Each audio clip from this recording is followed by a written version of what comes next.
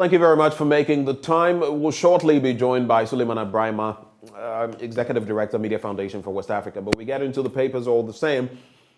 But before we do that, have you taken stock of the latest prices, fuel prices out there? Yeah, promise was made that they would be hiked further up, and that exactly has happened. I looked at the figures. I don't want to mention which of the oil marketing entities, I should say, but it just made my heart sink this morning when I took a look at the figures. And because last week, as of what I was using to fuel my car, it means now it's going to shoot up to about 700 cedis. And even I am crying. There are people filling their tanks with what? 1,500, 2,000 and the rest. I had some interesting conversations with some friends over the weekend, and it was excruciating. Even if you consider, sometimes we try to draw lines between what is pertaining in the United States, the UK, and the rest. Of course, we don't have the systems they have. They have food banks. What do we have here? Zilch, zero, nothing. If the social net, the economic net is not able to hold you in a country with swathes of people living in poverty. You've seen the district log put together by the Statistical Service. You've seen districts with over 75% poverty rates. So it tells you about where some people find themselves in these very uncertain, these excruciating economic times. And for even people in the middle class and what they're feeling and the stories they're sharing with us, it's simply mind-blowing. It's absurd. We can only pray that God will show mercy upon us, but also hope that our leaders, right, will live up to the challenge. After all, what is leadership about?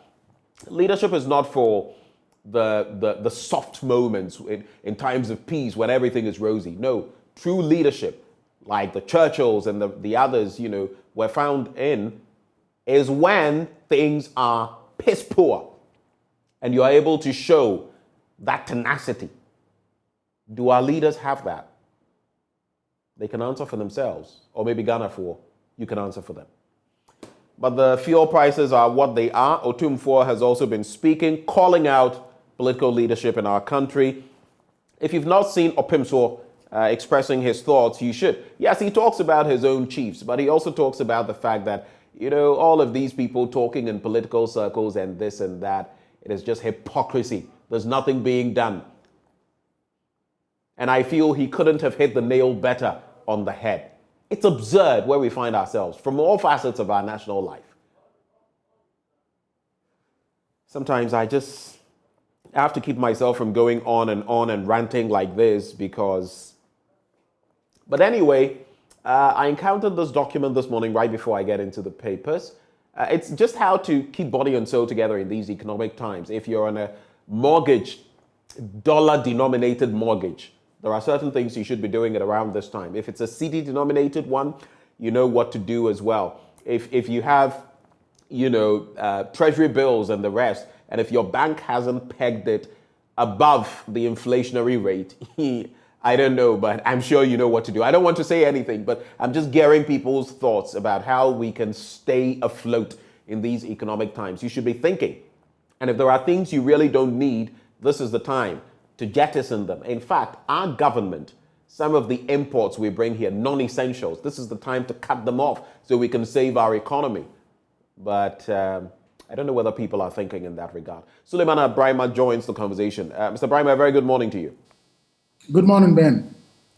I've gone on a bit of a rant this morning, just talking about the economy and how everything is hitting us at the same time, all at once. And I'm sure you've heard of the latest fuel price increments as well. Your quick take, since it's been 2 weeks since we had a conversation, and then we proceed.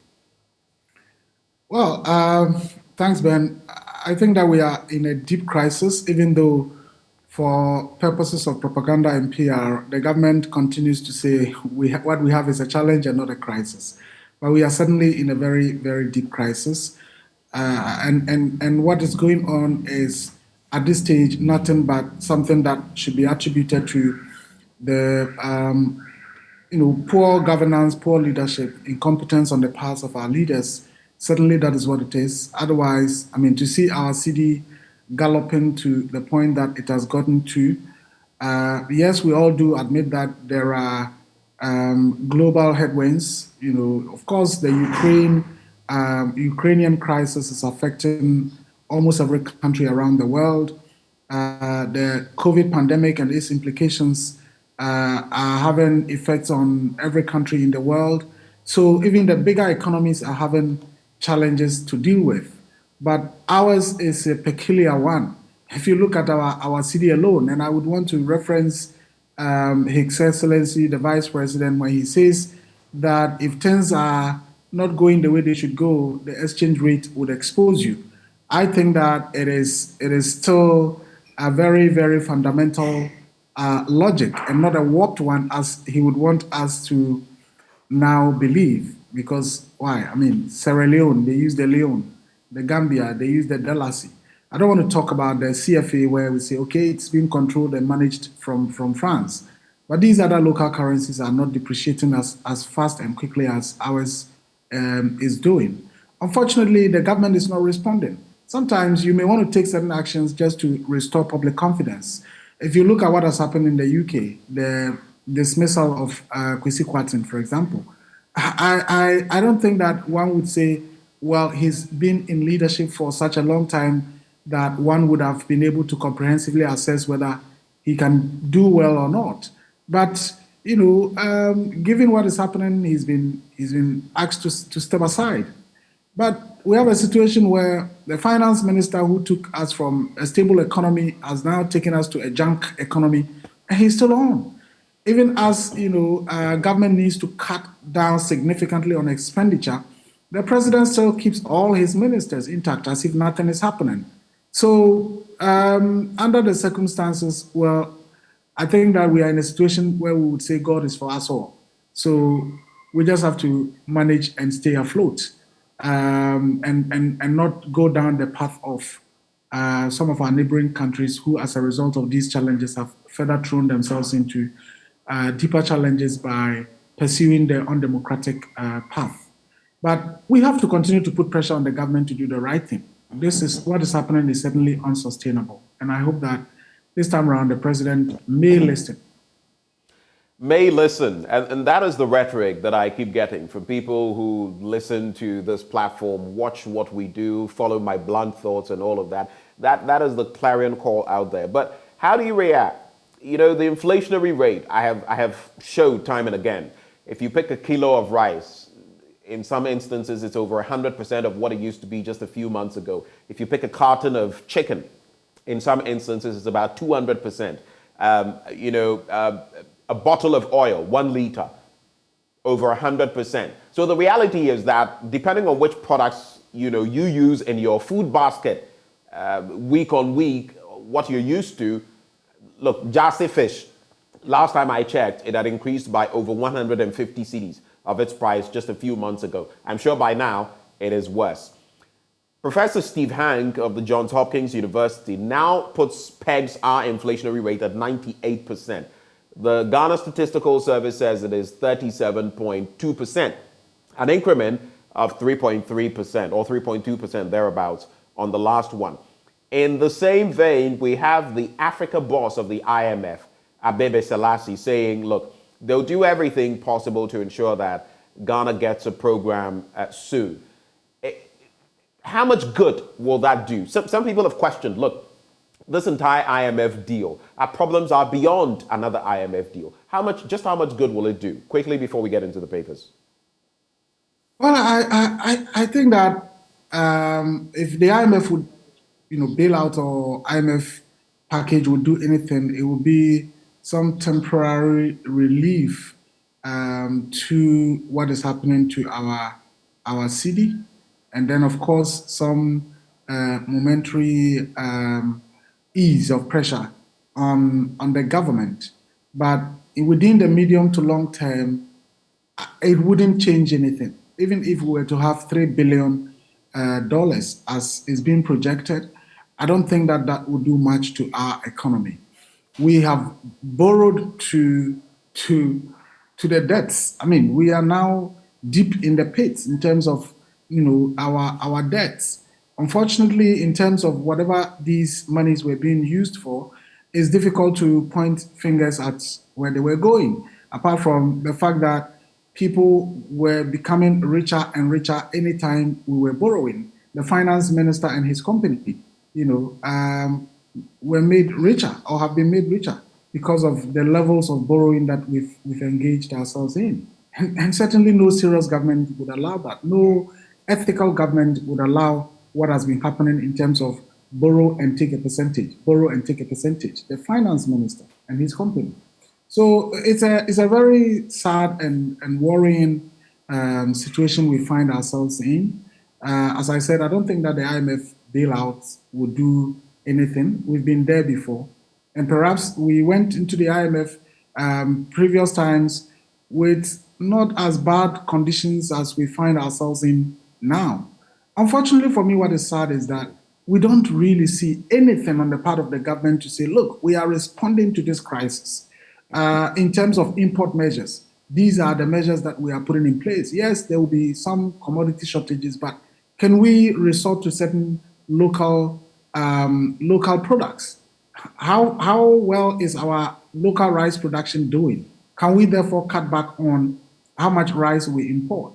Because over the last 5 or 6 years, we have been bombarded with messages of, how well our planting for food and jobs is doing. So can we cut back on food importation, for example? It's a question of would people change their taste to consume local rice? But under the circumstances, that is far better than letting the economy crash.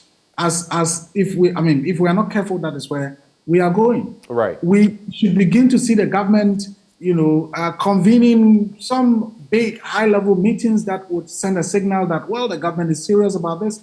We should begin to see the government do a massive reshuffle, cut down on the number of ministries. Then people will have confidence that we have a leadership that is responding. But it's as if nothing is happening. All we do is people are lamenting, as if government doesn't care about it. We are looking for IMF money. Meanwhile, IMF money will not do us any good. Right. But that's the situation we find ourselves in, unfortunately. Unfortunately, indeed. And of course, my good friend, lawyer Kwame Jantwa, has also said that the IMF is in a bit of a fix in terms of whether or not, a dilemma, basically, in terms of whether or not to give a package to Ghana. Of course, we know they are precluded per their own guidelines, per their own regulations, from giving loans or, coming to the rescue of any country whose debt is unsustainable. Only time will tell. The Africa boss has said one thing. The main IMF boss, Kristalina Georgieva, has said another thing, or basically on the same tangent. But it remains to be seen how soon we'll get a package. The Daily Graphic this morning says, Asante Akim Central Municipal Hospital opened, and it's a beauty to behold. Go out, tell success story, Asante Hene to president. And of course, IMF negotiations. UK, France, Germany commit to Ghana. There's also the countdown to Qatar 2022, 34 days more. If I'm not mistaken, today is when we lock horns with the Swiss, and we'll see how that pans out. Today, of course, being the 17th day of the month. But let's see this one. Go out, tell success story, Asante Hene to president. And the Asante Hene, Otumfuose to the second, has urged President Akufo-Addo to go out and tell the success story of his administration.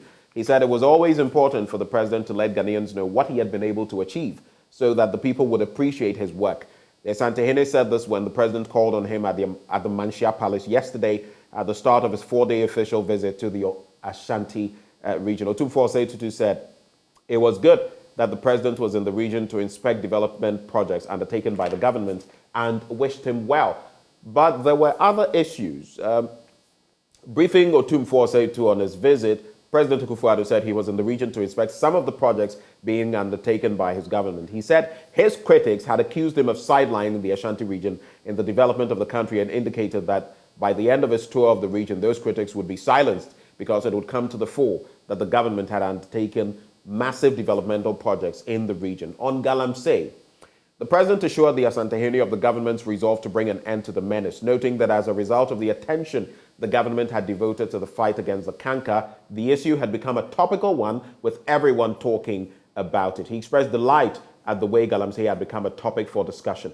Let me address Mr. President personally before I come to you, Suleimana.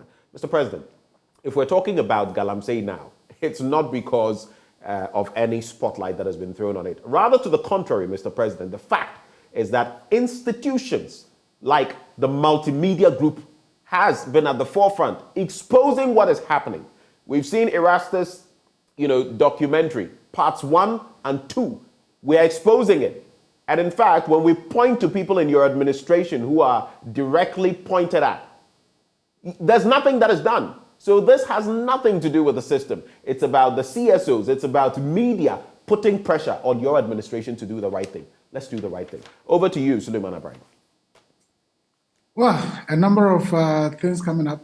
Of course, the Galamsey issue remains a very, very important one. And I agree with you absolutely that it's become a national topic, not because the government is doing anything extraordinary about the phenomenon. I think that there was even a time when the president, promised and vowed that he was putting his presidency on the line for the fight against Galamsey.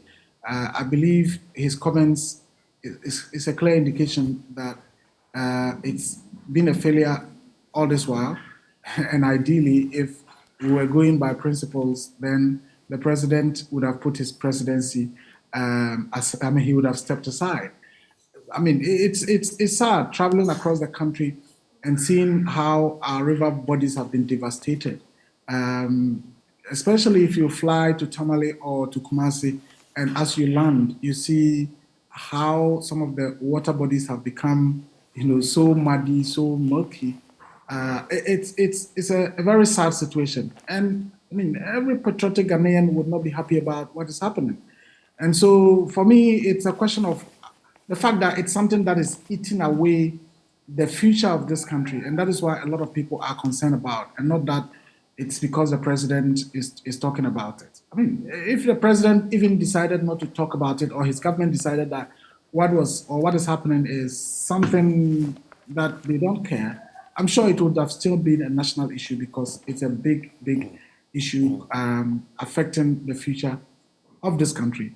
Well, it's great that the president is in the Ashanti region. Yes, I've heard people talk about the fact that, a lot is not being done in the Ashanti region.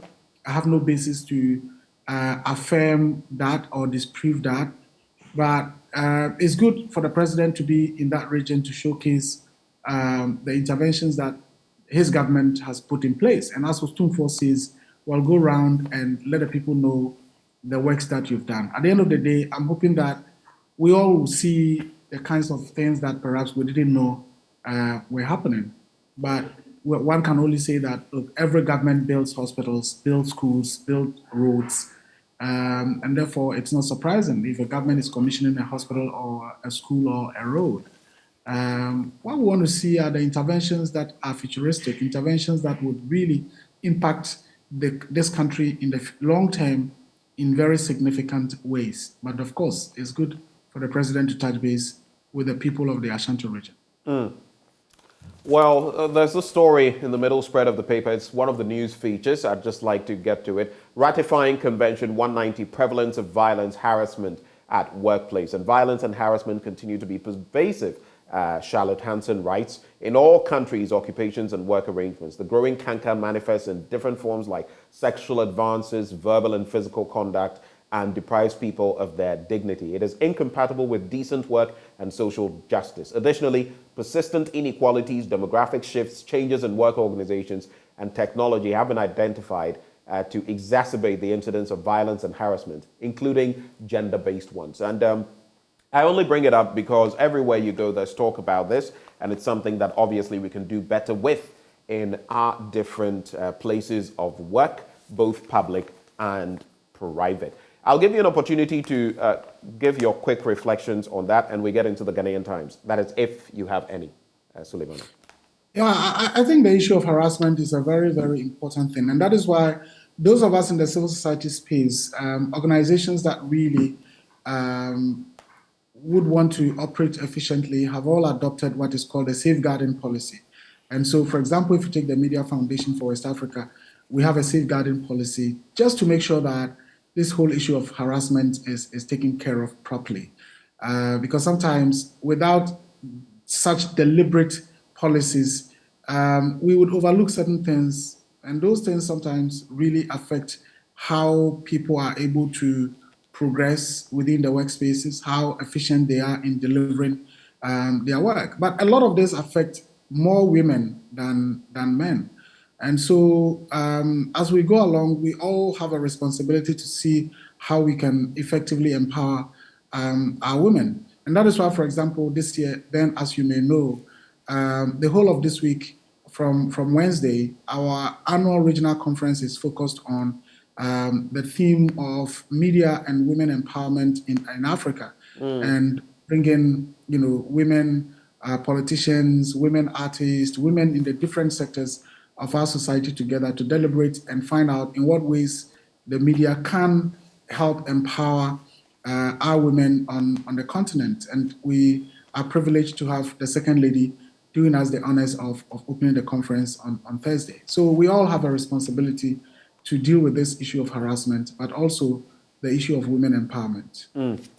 Let's get into the Ghanaian Times newspaper. I'll end Galamsey before end of tenure, President Akufo-Addo assures. There's also Omni BSIC Bank supports economy with 714 million Ghana cedis, posts a 36.9 million Ghana cedis profit in Q3 of the year. TMPC vows to clamp down on unlicensed, unregistered herbal medicine practitioners. And this is important, especially considering, for example, what is happening in Uganda and how religious outfits and traditional doctors, so to speak, have been banned from attempting to treat any of these ailments because people present with Ebola and they try herbal remedies. Of course, that's only a recipe for disaster. Yoweri Museveni himself had to, speak up on that. Bosome Frehu DC is suspended over Galamsey activities. So I'll take those two. We've already heard from Mr. President talking about ending Galamsey. When in fact, you know what I find interesting about Mr. President saying that he'll end Galamsey before the end of his tenure? Because his own Lands and Natural Resources Minister, months back, spoke about the same thing, and it said it would take, 5, 8, 10 years to restore, whatever back to whatever. So sometimes the rhetoric, I ask myself, is there synchronization of thinking and action when it comes to this? But I know you have thoughts on your mind. Let me just bring in these two bits and then you can respond to that as well. So page 11. Bosome Frehun DC suspended over Galamsey activities, and President Akufo-Addo has suspended Mr. Yao Danso, District Chief Executive of Bosome Frehun, over his alleged involvement in illegal mining, aka Galamsey, in the district. This comes after the leaking of a video in which he was allegedly encouraging Galamsey activities in the area. The suspension is contained in a letter from Mr. Dan Botwe, Minister for Local Government and Regional Reorganization, which asked the DC to step aside for investigations into the audio. President Akufo-Addo, in his resolve to address the illegal mining menace, has called on all stakeholders, including government officials, chiefs, and community members, to join in the fight. As you respond to this, and what I have said about what the Minister for Lands and Natural Resources has said, juxtaposed with what Mr. President is saying, have you seen that TikTok video? There's one showing, and these people are talking, they don't show their faces, but it's night, obviously. Illegal mining is going on, and they are saying, if you think this is going to stop, here, you are daydreaming. Quick reactions. Well, it's quite disturbing, and I really don't know why President Akufo-Addo can't just sack people. I don't understand. Once you are lucky to get an appointment with President Akufo-Addo, I think you are fine. Unless you decide to resign as a matter of principle, perhaps like Boachi Jakun did some time ago. But I just don't know what makes it so difficult for the president to sack an appointee. Because in the case of the Bosome Frehun DCE, the issue of Galamsey is such an important issue. And I would want to believe that the president appreciates the importance of it as some of us do. And so for the president to say in Kumasi during that meeting that, there have been complaints to me about the DCE for Bosome Frehun. And then about a week or two later, what we hear is a suspension and not a dismissal or a statement to say, look, the complaints that we received were not true. So if we have the president in this country and his DCE is involved in Galamsey, and then it takes such a long time, it takes the grapevine for him to hear about it and all of that. And then even after it's been heard, what he could do is to suspend this person and then to do further investigations. Then I don't know the kind of national security establishment we have. I don't know what the district BNI officers or NIB officers do. I don't know what the national security officers at the district levels, what they do. I don't know what those security officials at the regional level, what they do. Does it mean, because what is happening to our river bodies and our lands is perhaps as devastating as what terrorist groups would do. In the case of terrorist groups, you may talk about human lives being involved. But in the end, look at the water that is being shown on the screen. It comes down to the same human lives that would be impacted. So if this thing is happening, and for me, it's at the level of, let's say, terrorism, and we have district security officials, regional security officials, national security officials, and indeed an MCE or DCE is involved in Galamsey, and it will take the president months to establish whether it is true or not, then we are in deep trouble. Even in terms of our national security, I don't think that we are safe.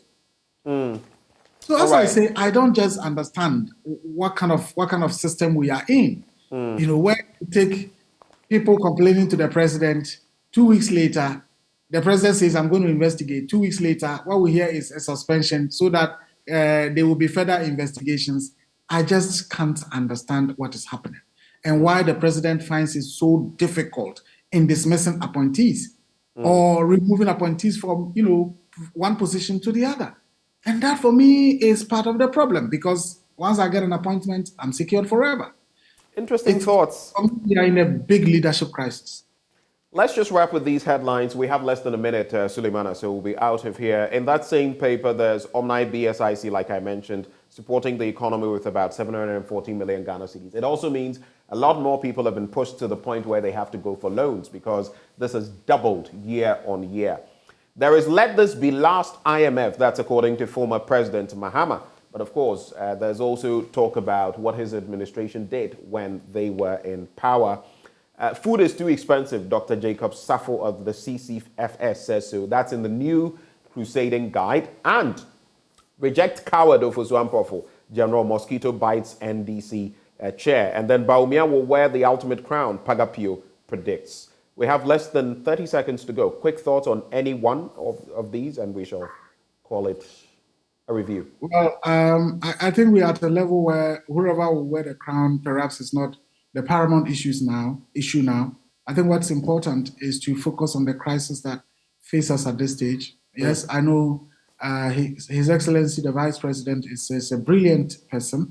Well, what is happening, he may have some limited control in terms of how much he is allowed to intervene, or how much he's been allowed to intervene over the years. But at this stage, whether or not the Vice President will wear a crown would depend on what happens between now and elections. So if there is any advice, I think the leaders should be talking to him to see how he would, support whatever architecture is in place to redeem the crisis that we face. So, those will be my parting thoughts. It's great to hear that banks are offering support to our country. I only hope that such support will be used for the right things, because we've had incredible amounts of money coming in over the last 5 to 6 years. And it's as if the more money we get, the more troubles we have. And so we can only hope that our leaders will continue to do the right thing. Well, there's a saying, more money, more problems. Maybe that is our situation right here in Ghana. But Suleimana, I know there's a lot more you have on your lips, I can see, but we'll have to sew it up here. Maybe this is a conversation we can have off the air at some point, and maybe back on air when we do have more time. Do have a wonderful day, sir. You too. Great. Suleimana Brahima is Executive Director, Media Foundation for West Africa. That's how we cap it off. There's more coming your way right here on the AM show. Do stay.